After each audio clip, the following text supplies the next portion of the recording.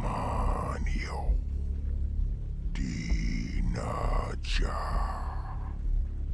Abarera. Legos. Ram. Ori. Banish. C10. Demonio.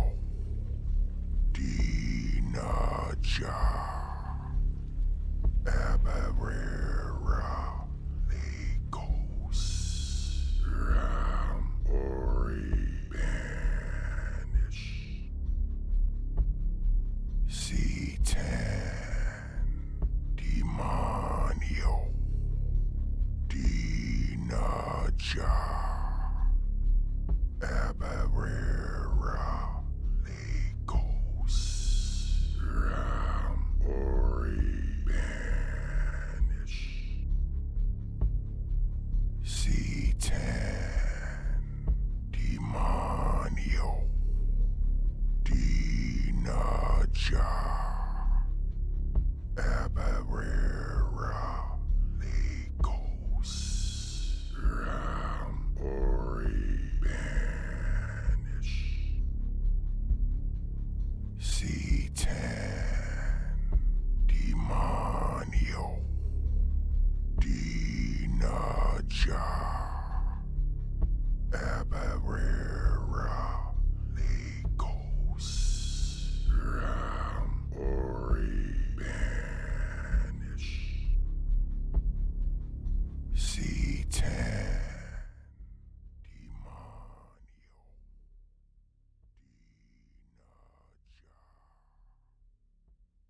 Hello, hello, hello, everyone. Welcome to Apocrypha, the only Apocrypha podcast on The YouTube. best Apocrypha podcast. Yeah, that too. The best Apocrypha podcast. That goes without saying. How is everybody? Welcome. Who we got in here? Sad World, Aaron, Tree Sap. Welcome, everybody. Welcome. Good to see you.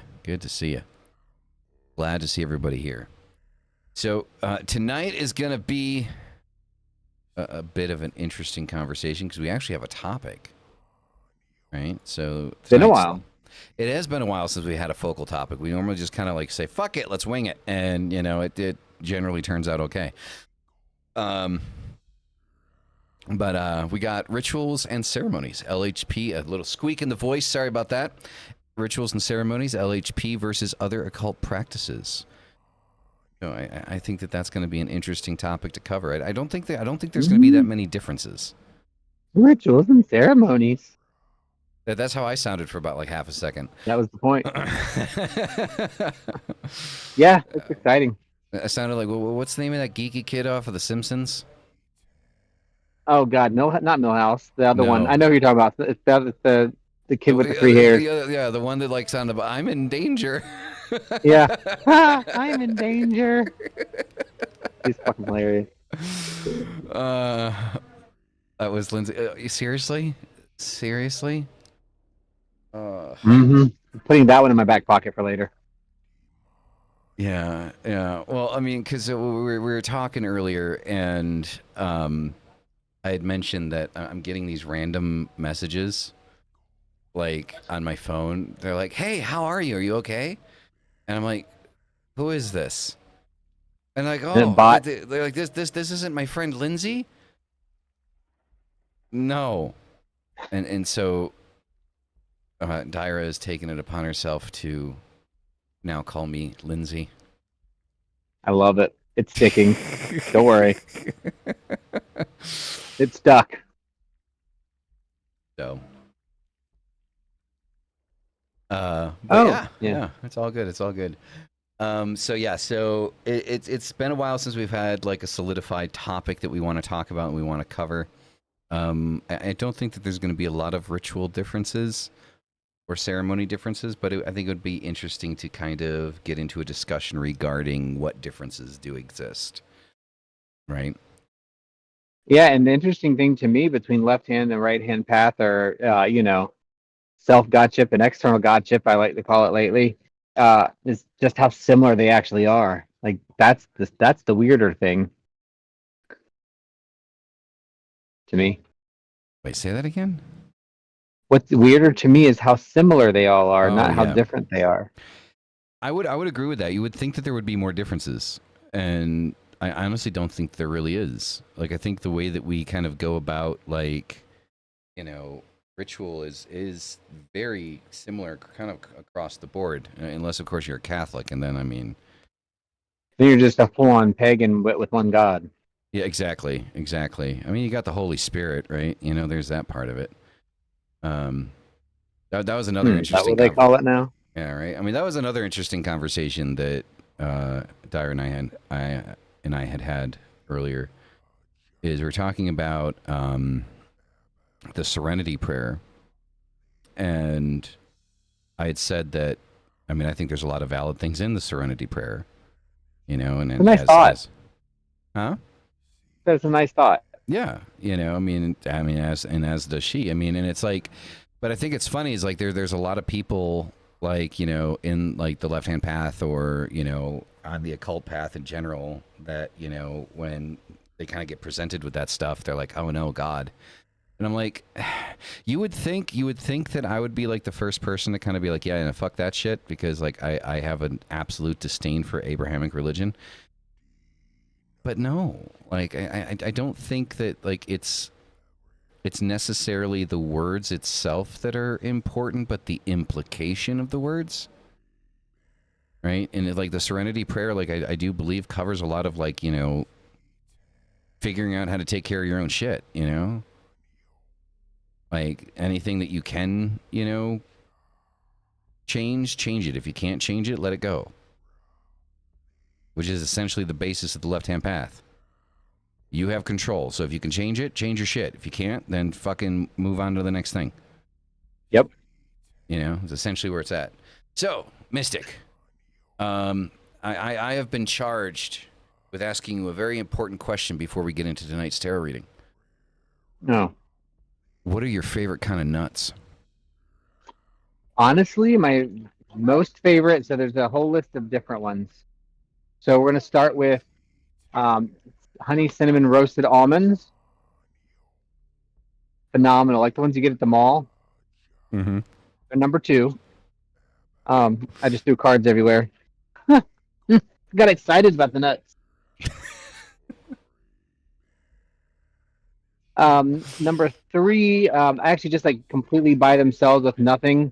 I really do like cashews, which I think everybody does. And then, of course, my favorite nuts are Bradley's. So there you go. You heard it here first, everybody. Mystic likes salty nuts. Salty. And no, I actually like sweet roasted. I'm sorry, It takes Brad. a little work to get in there. I'm sorry, Brad. Like whatever it is that you have to go through to get to that point, my friend, I am so sorry. It's a lot of work. Oh, that's great. That's great. Mm-hmm. I'm trying to think of what else. Like I don't like mixed nuts. I like when they're all mixed up. I like different sets, but separately. Yeah, like having your nuts separately is really important. Yeah. Yeah. My favorite kind of nuts are Indian nuts. I like me some salty Indian nuts. I have no clue what that is. I mean, at least that's what they're called in Spanish. They're called Nuez de India. They're the curved ones. That sounds like a cashew. Probably a cashew. Which, by the way, even raw cashews, when you eat them, are not actually raw, because did you know if you eat a raw cashew, it can kill you? They're It's very like curved? toxic. It is curved, yeah. And it's a really pretty like plant, like I don't know if it's a tree. I think it's a tree, but it's a really pretty like seed pod. Uh-huh. And they're huge. They can get really big, but they are very dangerous if you eat them right off the tree. They have to be cooked.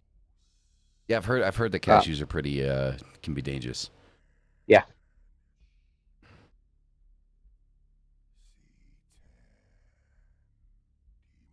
Has anyone else noticed that a lot of nuts, one is usually bigger than the other?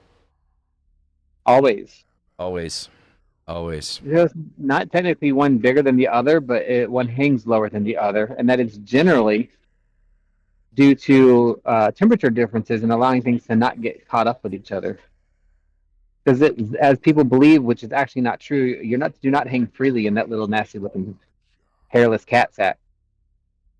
Brazil nuts How are did we get pretty into good. this topic? I didn't start this. You can thank Dyra for that one. But yeah, they hang differently, and they need to in order to be healthy.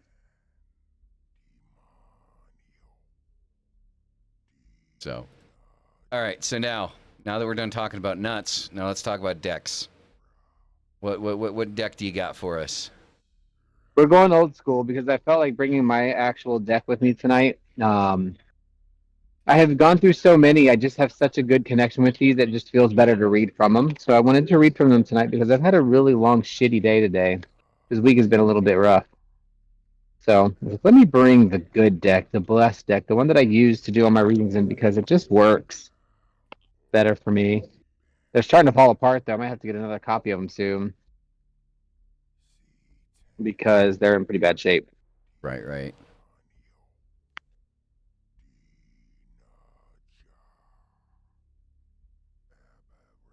Sweet. We have an inverted chariot. So when the chariot is right side up, like these, I love these cards, by the way. This is a steampunk deck, if I forgot to mention it. Right side up, the chariot is really all about knowing where you're going, being in control, ready to drive. She's in control there. She's not nervous. She's not concerned, but she's ready and prepared. And she's like, I'm driving this shit. We're going wherever we need to go. We're doing it. When it's inverted, it's often representative of having a stuck, or maybe not having all the things, or maybe like think about a flat tire, right? You probably have the stuff you need to go, but for some reason something's keeping you from getting there. And this is a big system or big thought process when we talk about the chariot. So it is a sense of feeling stuck with something like, I have everything. Why is this not moving? What is happening? Why is it not going forward? This is really getting on my nerves. And it often happens for people that have spent the time actually preparing to do it. So it's even more frustrating when this card's inverted because it literally is that feeling of like, really, right fucking now, after all this shit and doing all this work, now we're going to be stuck. Something else came up. Mm-hmm. That's what the chariot represents. And it's really interesting because our second card tonight is the moon, and it's right side up. And I love the moon, and what it represents to me is that contrasting things that we are looking for, things that we are trying to find, and we can't find them because we have so much light shining on everything. We can see everything, but it's too much.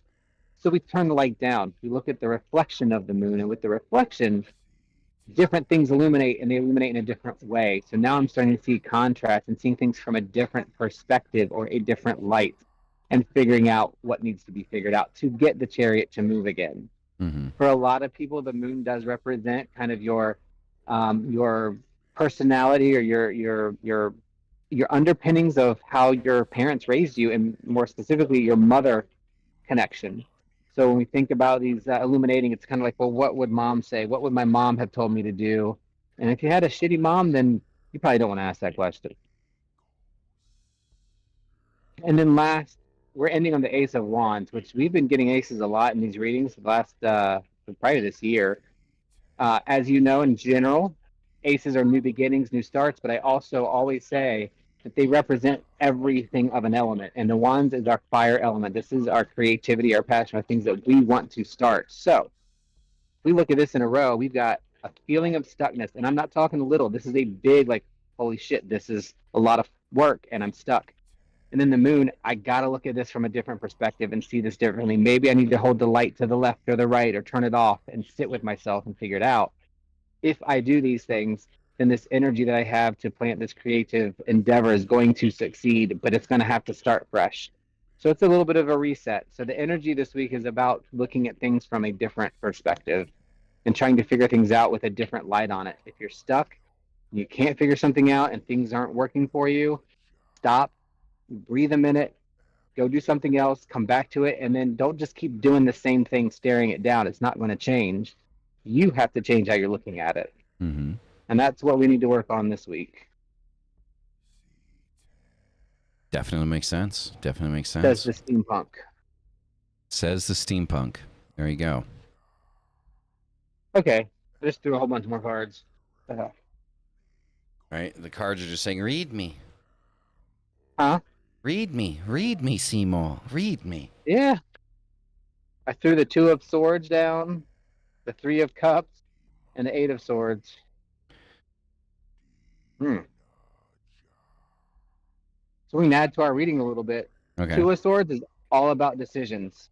And it's like feeling like you're walking on a tightrope, having to make a decision, and you don't know which one it is, and you're blindfolded, so you can't see all the information. You just have to choose. That means no matter what you do, the outcome is going to be the outcome. You're not going to change it. So just take a little bit of stress off and say, look, anything I choose right now is not going to be good or bad. It's just going to be what happens next, and that's okay. 3 of Cups is a reminder to go out and hang out with your friends. 3 of Cups always shows up when you need to spend some time with people bullshitting without anything serious, just like going out and having the drink but not talking about life, and just like being present and like playing a stupid game or doing putt-putt or whatever.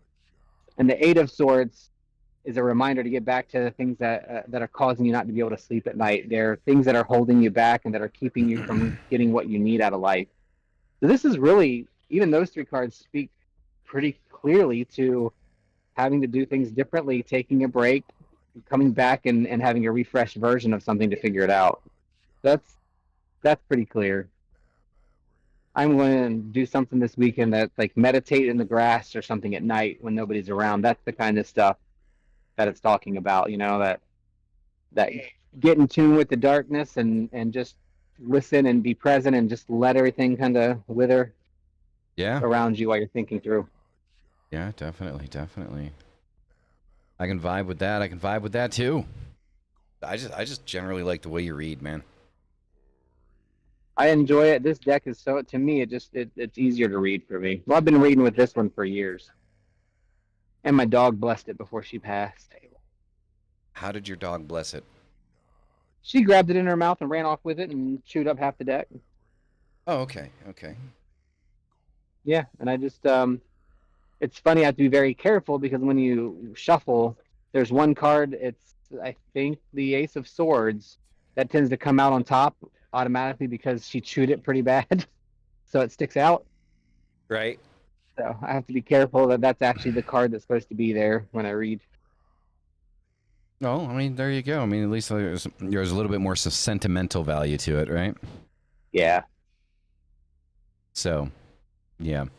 All right. So now that that's done, before we get into the topic, let's see announcements again. Which skills? If you guys are interested in which skills and the soft launch, which is happening in 15 days, roughly. Shoot myself a message, Black Witch Dyra or Mystic a message, and ask to be in the soft launch. All right. So you get to check out about 2 weeks of material and give us some feedback on what you think about the material and how everything's kind of done. So there's that. You're not doing a show this week, are you? We are doing our show this Sunday. Okay, so go check out Two Pondering Pagans on Sunday. He'll tell you the time. It is Sunday at 10:45 a.m. Eastern. There you go. There it is. So, and then essentially, like an hour after he finishes, or 15 minutes after he finishes, sorry, like I start up Satan and Coffee. So Satan Coffee on Sunday Black Mass. I like to see that you guys are enjoying that. So, that's an every week thing. Threads for the Dead. If you're looking for some, occult, gothic, industrial style clothing, if you want to support the channel and get something in return for it, Threads for the Dead. And then, thanks, Adius. What for what? He just asked where is the stuff to buy the clothes from, and you said it. Oh, okay. Yeah, I know you probably didn't even see it. I thought it was funny. Yeah, I didn't even see it. I'm just going down the line, man. So there's that, and then obviously there's adiusdade.com. I'm doing spiritual consultations, tarot readings, rune readings, scrying, shit like that, ritual services. So, you can go to adiusdade.com, hit up the contact form, contact me that way, or just send me a fucking email, adiusdade at gmail.com. Super simple. And if you want something, I'm doing 15-minute free consultations, right, on whatever the hell it is that you want. So to figure out what would best fit your necessities. So 15 minutes for free. Shoot me an email, right? I will say this. Anyone that hits me up in Discord regarding the spiritual services, the ritual services, stuff like that, those messages are going to be ignored. So please direct all inquiries to the email so I can keep the shit organized. So that's adiusdade@gmail.com. I feel like I'm forgetting something. Am I forgetting something? Is that everything? I don't think so. Okay, cool. So now that the, trying to get you to spend your money is finished, I like that. That's cool. It would be even cool if it was like RGB. Like it kind of looks like a lightsaber, kind of. They do have some RGB ones that you can change the colors, but I chose these specifically. They're for our Dungeons and Dragons. See, I knew I was forgetting something. See, look, I mean, and she's yelling at me. She's like, "What?" So yes, Black Witch Dyer and I are also starting our own podcast, which is called Adversary for My Adversary. We don't have a date as of yet when it's going to start. Like I've mentioned before, it's going to be a pre-recorded podcast, but we're going to do kind of like a live premiere of it. So we'll be in the chat with you guys while you guys are watching it. And yeah, so once we have a start date for that, like when that's going to start, we'll probably let you guys know, probably about anywhere between, I want to say minimum a week, most up to a month before we have the initial start date for it. And again, I mean, I will continually repeat this. We gonna be dropping bombs on you. Probably stuff that you guys aren't expecting. So be prepared for that.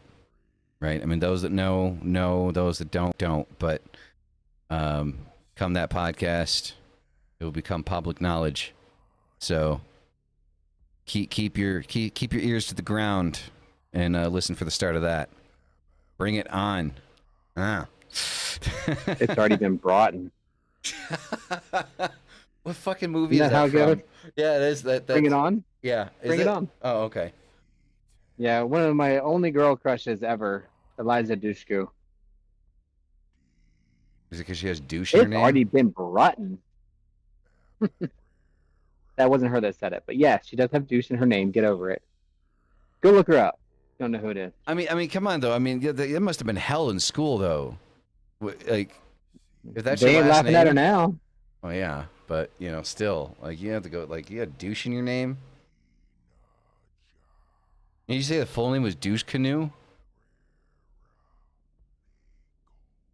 Douche Coo.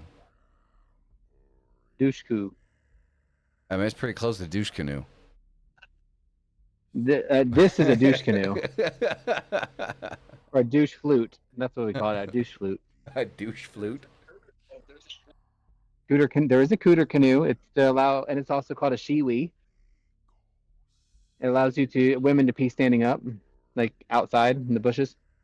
Oh, I have a question for you, man. I don't know if you've been paying attention. Oh, I mean, God. I've been barely paying attention to this, but I mean, it's social media has made it almost impossible to ignore, and I've been trying to ignore it. But I want your opinion on this.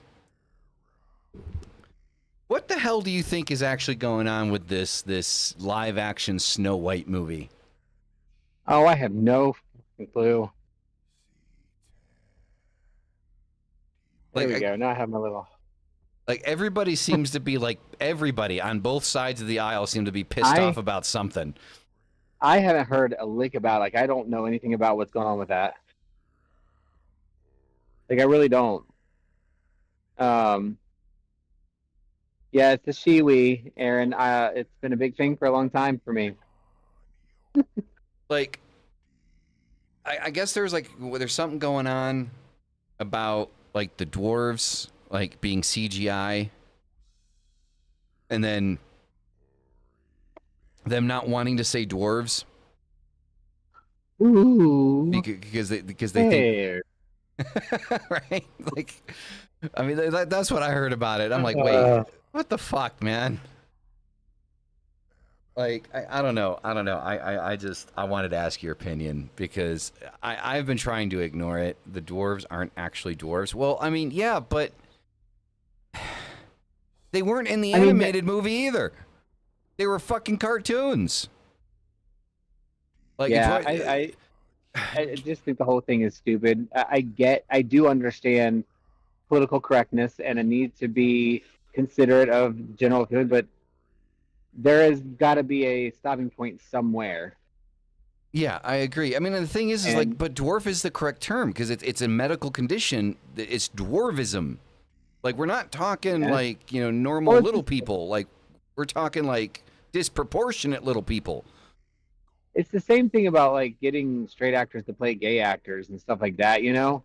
And I think that's where I'm guessing because I haven't heard about any of this, but everybody gets so upset. I'm like, I get it when if there's a gay actor that is good and can fill the part, then great. So if there's a dwarf that's good, finding 7 good dwarfs is probably not very easy, right? you know. I mean, there's only one Peter Dinklage. Yeah, exactly.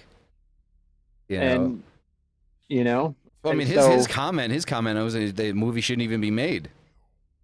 Like, that's what he said. Yeah, he said it shouldn't even be made. He's like, you know, if you're so worried about dwarves, like, you shouldn't be making a movie about 7 of them living in a fucking cave.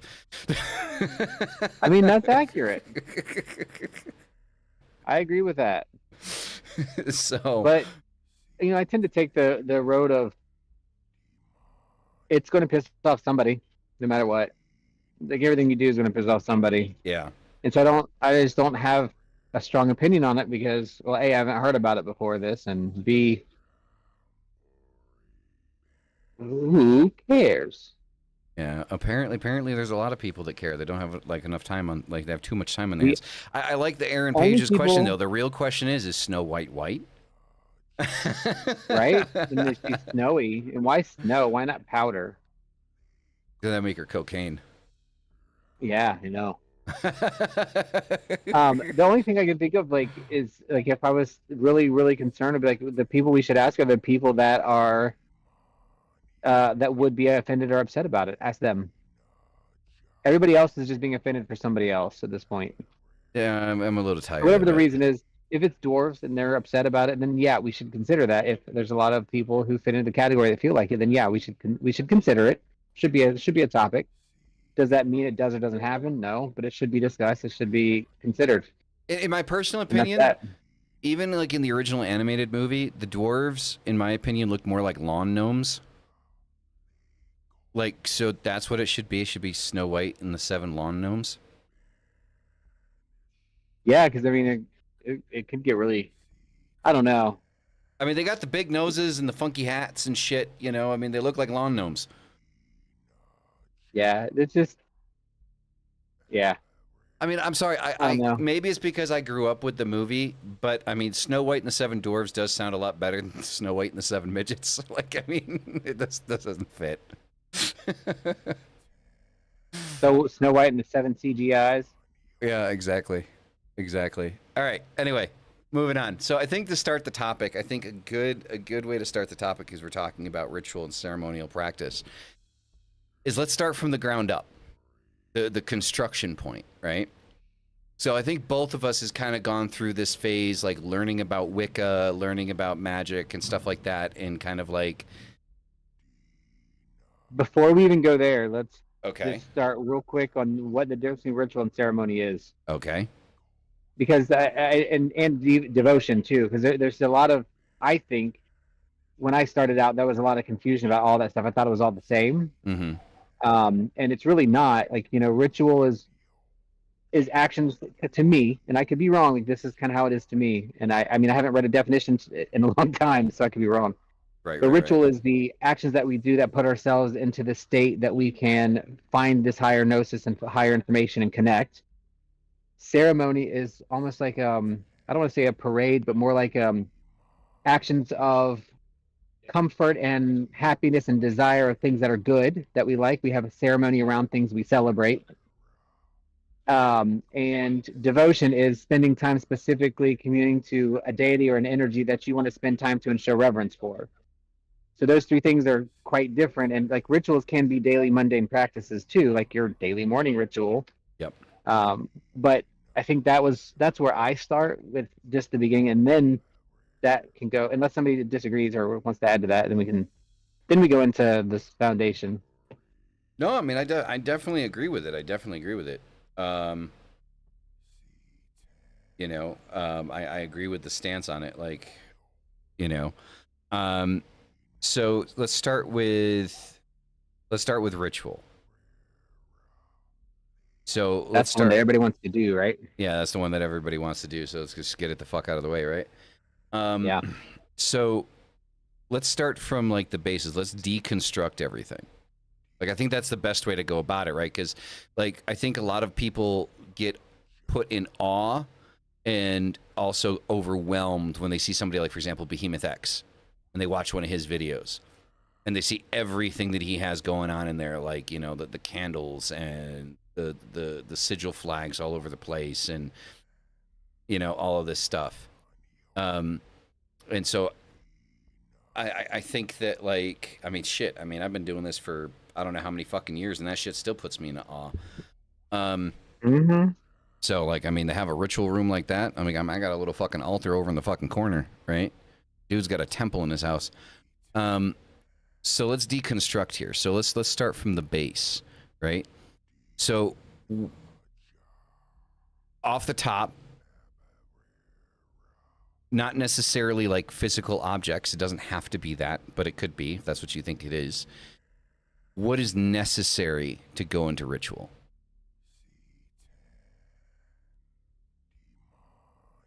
I kind of set you up for your answer. I mean, I know what it is, but it's going to be different for a lot of people. What is necessary for a ritual is yourself. Okay. I don't even think ritual requires a space. Although I will say, no matter where you are in your path or your experience, having a very big pomp and circumstance ritual might be something that really is good for you and that you enjoy and it's necessary. I like it. I really like the visual and the physical movements of doing an actual ritual versus I like having stuff. I'm a Virgo, you know. Yeah, But definitely. is it required? No. As a beginner, is it helpful? Yeah. You know, having certain things to kind of get your mind into the mindset of, okay, what does the cup represent for water? For me, because I always do directions, right? Well, the cup represents the womb of the universe, where everything is grown and created and mended and cooked and boiled together. It represents the boiling of Caridwen's cauldron of the Awen, which has all of the gifts of information and energy to it. Anybody who touches it or drinks it will know everything. And that representation of that is a way to kind of get yourself into a ritualistic space. You know, when I think of fire and ritual, I don't think of just, oh, it's a flame. I think of, okay, something that takes something and completely transforms it into something it is differently and it can never go back to. It releases heat and light and is probably the representation of when humans began to be able to actually progress, right?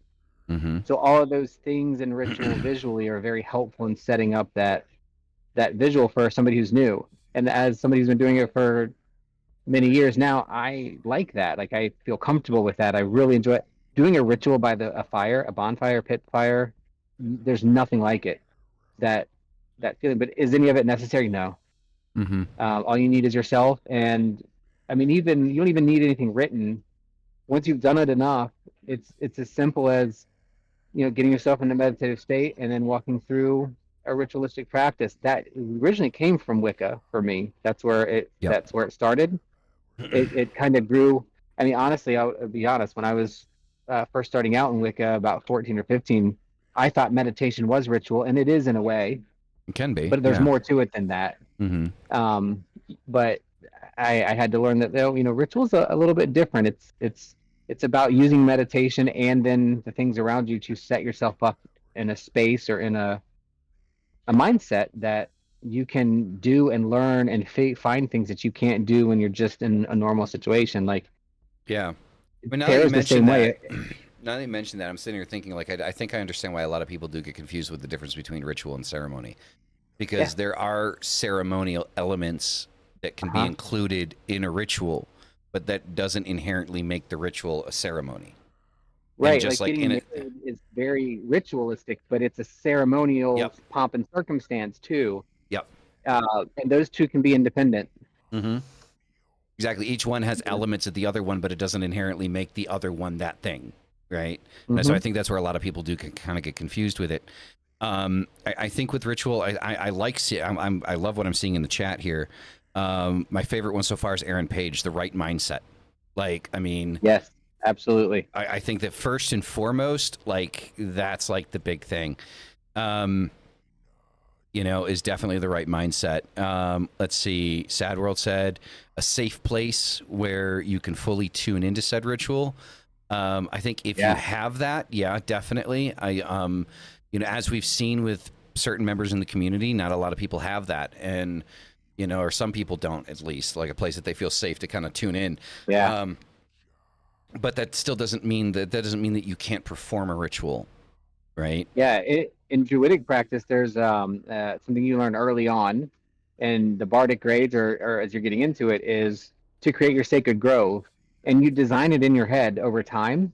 And I Mm-hmm. still use that in all of my practices, left hand, any of it. I always start in my sacred grove, and it always looks the same. It's got that same dusk, smell to it. It's the same forest. It's the same ethereal pyre, and all the stuff is there. And that's I can right now. I can close my eyes and I can see it because I've used it so much. I can see that space, and I can get into a ritualistic mindset very fast Mm-hmm. because that's my space, and I don't need anything to get me there if I need it. Yep. Exactly. So that safe space is a really important piece, especially if you don't physically have one. Yeah, it's definitely, and I think that's as much as it pains me to say it, I think for a lot of people that want to perform ritual work, getting into a ritual mindset isn't easy. Um, let's see. Treestep says ritual can be something you do repetitively or habitually. Mm-hmm. Ceremony is something that requires a specific operation or order of events. True. I mean, I think there's a lot of things that are considered like daily rituals, like your facial ritual at night or your before bedtime ritual. Like we call these things rituals because they're repeated habits, and I think that that's one big important aspect of ritual work to kind of understand. It is something that generally repeats. It's something that you find time to do regularly. I like we make a lot of our Rook started it, but we make some of our own face washes and things, and we use very specific scents so that when we do like a ritual bath, if we're going to be doing something with the moon, it's going to be a different scent than if I'm doing one in the morning before I get up. That's citrus. There's all these different things that play into it. Where the ritual is the same practice because it gets us into that mode. Mm-hmm. And it's important to distinguish that from ceremony. And I always use the pomp and circumstance phrase because that's what I think of when I think of ceremony. It's I don't want to say it's bigger and more, but I think that was a really good explanation for it, though. It's more about that specific set of things. It probably isn't as frequent. Mm-hmm. Well, it definitely isn't as frequent as a ritual would be. Rituals can be daily. You can have multiple rituals in a day. You probably don't have ceremonies daily. That's Yeah, no, I don't think so. that would be weird. Yeah, But you never know. I mean, it's like so to oversimplify it. I would say that ritual for an occultist would be akin to prayer for a Christian. I could see that. In the sense of the repetitive nature of it, right? So if you're talking about like a diehard Christian, right? Then you're talking about someone that each night before they go to bed, one of those rituals that they do before they go to sleep is to pray for whatever it is that they pray for, right? And then pull back the covers and go to sleep. And for an occultist, ritual is very much the same thing. Now, I do believe that we found other ways to incorporate ritual into our daily lives. Kitchen witchery, cooking, things of that nature. The way that we take care of ourselves, can be an aspect of that. But so when we talk about ritual, though, like what you said at the very beginning here, Mystic, is what everyone wants to know how to do. Mm-hmm. Is that type of ritual that you do when you're asking for something, right? Like, Mm-hmm. how do Money. how do we get into a ritual, a ritual state of mind, and perform a ritual successfully to obtain the things that we want to obtain, right, through that ritual? And so I agree. I think the first basis of what we're looking for here is mindset. Like, I'm going to go with that. I'm going to say that that's the first basis of what we're looking for. We're looking for mindset, right? Mm-hmm. Is setting your mind in the right place. Now, I don't think Mystic or myself can tell you how to do that. That's something you have to kind of figure out on your own, right? Is how to get there. Yeah, I mean, to me the most helpful ways have always been starting with learning how to meditate properly, or just getting into your quiet space in your head and just finding that focus to move forward. Oh, and for all my ADHDers out there, when it comes to meditation, the one thing that I found that works. So if you have ADHD and you're trying to meditate and you're trying to fight the thoughts that are popping into your head when you go quiet, because that inevitably happens, right? You sit there, you cross your legs, and you try to focus, and then you start thinking about the bills. You start thinking about you need to pick up your kid from school. You need to make dinner. You need to take out the garbage. You're sitting there wondering whether or not the dog shit on the floor. What I've learned to do in those situations is just let them come in and let them go out. Somebody gave me a real funny visual, and it's not good for meditation, but it'll help you learn the idea. Is like, just picture yourself as a cat and just go with each one of those little thoughts, and just bat them off the edge and get rid of them, and let them go. And the biggest mistake I made when I started meditating was I would get mad at myself for letting things get in the way. Yep. And you can't meditate that way. It will not work. Yeah. So, I mean, what I've learned is just to kind of like let the thought come in, let it run its course, let it go, let the next one come in. And eventually what'll happen is those intrusive thoughts will stop coming through and you'll be able to focus on your intention. And I do think that having an intention when you meditate is a good way to get started. I mean, I personally, like, when I do have the time to meditate, it's not a ritual thing for me. I don't do it very often, but I do like meditating just for the sake of meditating, not because I want to focus on a specific intention.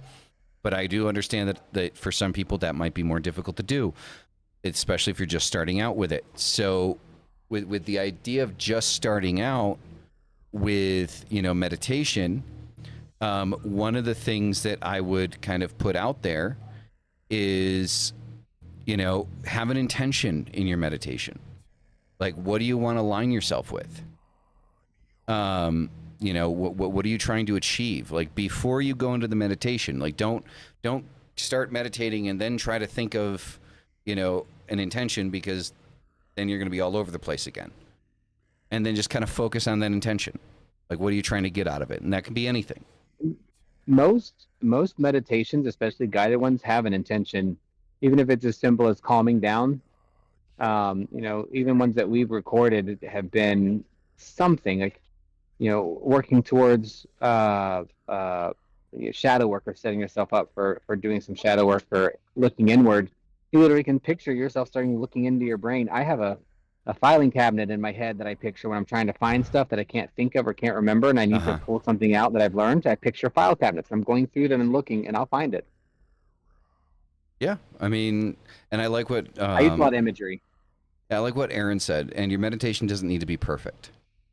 Like, one of my favorite phrases, I can't remember who the hell said it, but one of my favorite quotes is, "Don't worry about perfection because you'll never achieve it." Like, don't worry about creating something that you view as perfect, because you're never going to fully achieve this ideal of perfection, or what you believe to be perfection, right? The important part with a meditation is to make sure that you kind of, like what Mystic said, like, I mean, simply calming down. like being able to do like a small micro meditation and just to calm yourself down, control your breathing.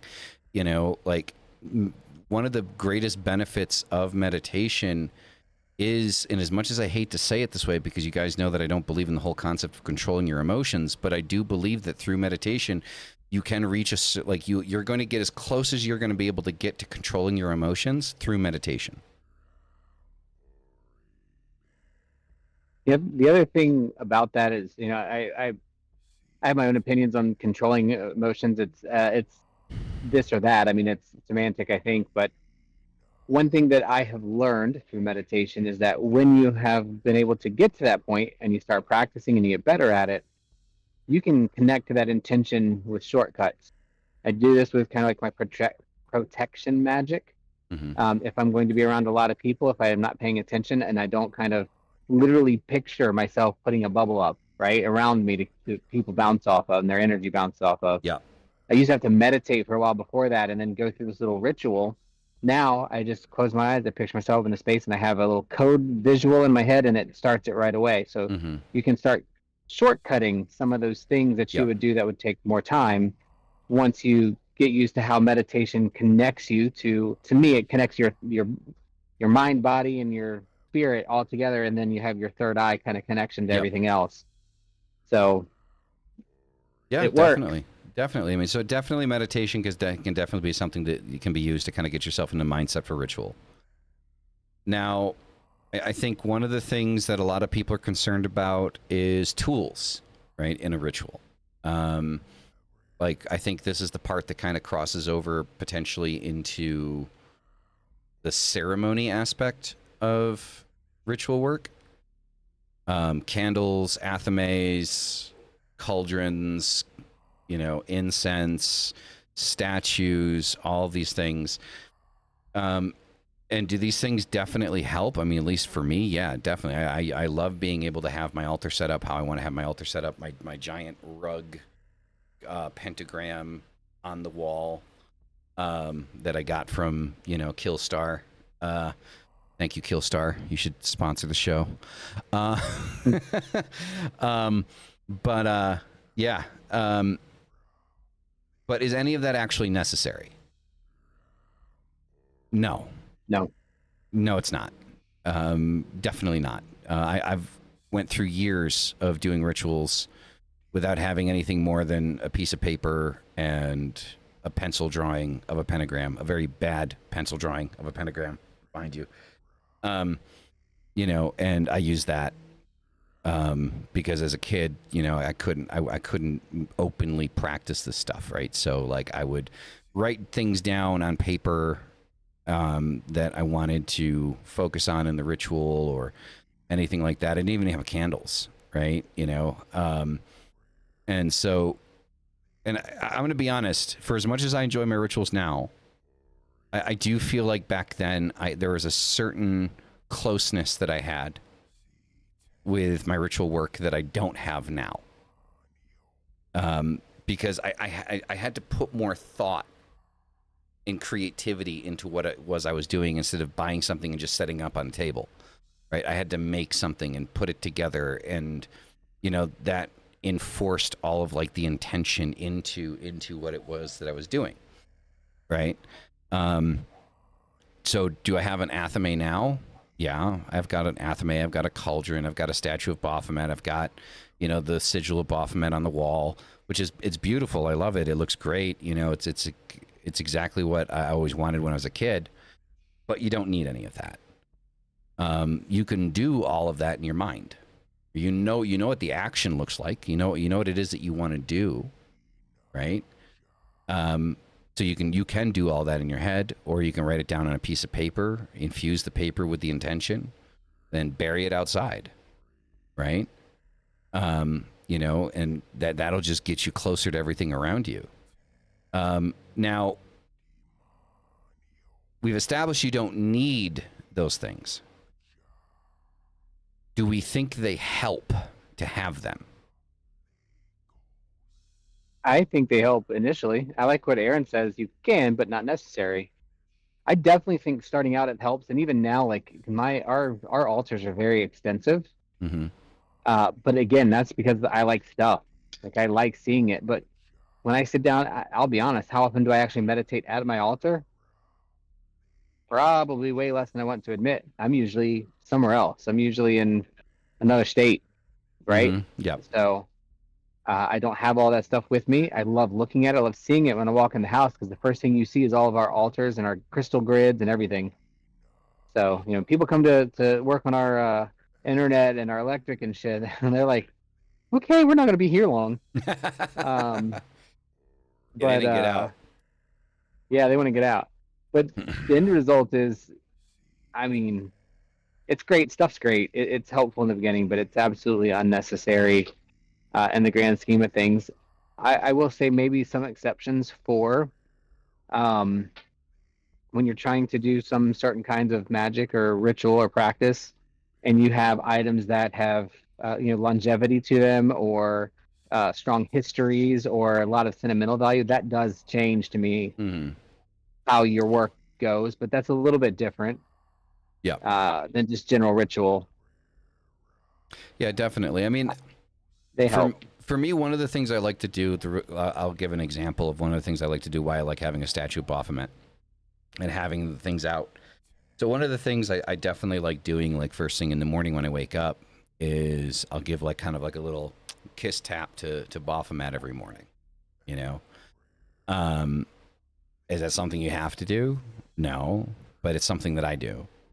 And for me, it definitely, I don't know, it just helps like with that connection throughout my day, right? Because I know that my altar's not going to be my focus throughout the day, so I like to have that little action, every morning, very routine. Mm-hmm.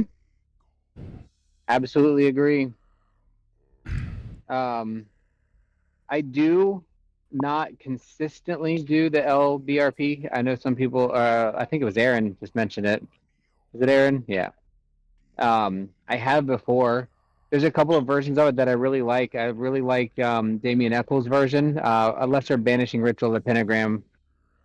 It's considered like one of the main things that you're supposed to learn as a magician, right? Mm-hmm. I don't like stuff like that. I don't like when there's this, you're supposed to, you should, you have to. That stuff bothers me, but I really do like his version of it, and it's been very helpful to do that when things get off centered and really rocky, and I need to like recenter, and I'm just because after time it's almost like just things get out of sync after a while. Yep. Doing that really kind of puts things back on track. So not that I'm plugging his book, but Damien Eccles' High Magic is a really good book, and it's easy to read. It's got some great meditation. I like his interpretation of the fourfold breath and breathing exercises. The lunar and solar breath, and the lesser banishing ritual of the pentagram is really good the way he does it. So yeah, those are some pretty good ones. So I think for me, like, so going back into tools, I think with tools, one of the things that I like about having the tools is it keeps everything at the altar. Right, like everything that you're doing, it keeps it at the altar. So having the cauldron, right? Like we're not boiling potions in a fucking cauldron. At least I'm not. Right? I'm sure some people might, right? But I'm not. Right? Oh, you're making fucking mead. That too.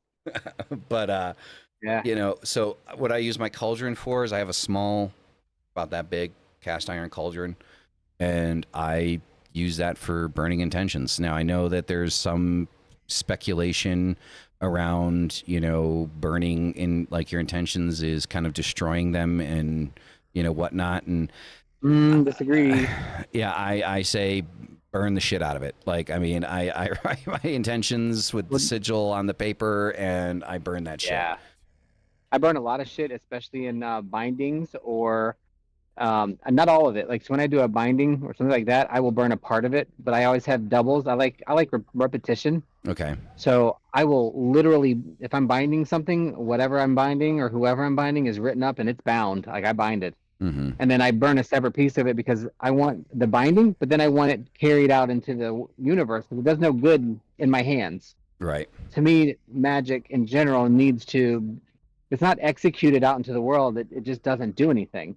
Right. It's why I like candle magic so much. You burn the candle with all the information on it, and it over time, it's letting your intention out with the actions that you're doing. So yeah, I need to get more into that. Yeah, I need to get more into candle magic. Candle magic was probably like one of the first things that I learned like on the basics. It's something I'd like to get more into, especially like being around Santeria a lot down here. Like, Yeah. battle magic's a big fucking thing in Santeria. And so like that's definitely something I'd like to incorporate more frequently into my practice. So Yeah. guys, as much as I hate to say this, that's actually the end of the show. So I'm going to ask you guys to do this, okay? So like the show, like, you know, click the like button. Come on, you can do that, right? If you're not subscribed, click the subscribe button. And if you want to see a part 2 on this, where we go into ceremony, we finish off ritual, and we talk more in depth about ceremony and ceremonial magic and how that incorporates, just comment down below part 2. Right? So if you made it this far in, you know, drop a comment, say part 2. And I mean, there's a lot more we can talk about with ritual just in general too, by the way, Yeah. because there's some comparisons there that we can draw. yeah, So so a lot more. Yeah, so definitely do that. So if you guys enjoyed the subject, you enjoyed our perspectives on it and the interaction, you know, then yeah, please go ahead and Just put a part like. 2. Yeah. So, all right, yes, Sad World, thank Thank you for the $6.66. Hail thyself. You guys Thank are you, fucking thank you, amazing. thank you. all for being here. And again, like, as always, hail thy fucking self. We'll see you in the fucking next Guys, one. I'm Peace on the fuck phone. out. Bye.